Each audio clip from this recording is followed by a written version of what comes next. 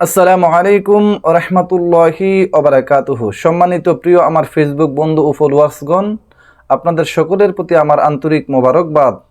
আমি আপনাদের সামনে একটি গুরুত্বপূর্ণ আমল শেয়ার করছি, যে আমলটি বুখারী শরীফের প্রথম খণ্ড কিতাবুল ঈমান এর ৫ম নম্বর পরিচ্ছেদ বাবু আইয়ুল ইসলামি আফদল, ইসলামের মধ্যে কোন কাজটা সর্বোত্তম, এই পরিচ্ছেদের ১১ নম্বর হাদিস।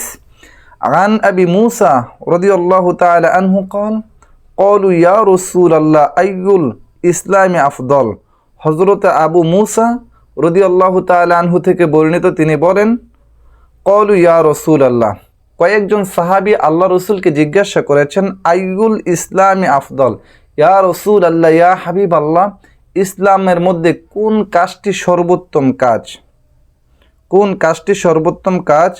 ক্বালা মান সালিমাল মুসলিমুনা মিন লিসানিহি ওয়া ইয়াদিহি, আল্লাহ রসুল বলেছেন যার হাত ও জবান থেকে অন্য মুসলমান নিরাপদ থাকে, এই কাজটাই হচ্ছে সর্বোত্তম কাজ। সুবহানাল্লাহ। আল্লাহ যেন এই আমল করার তৌফিক দান করেন, আমিন।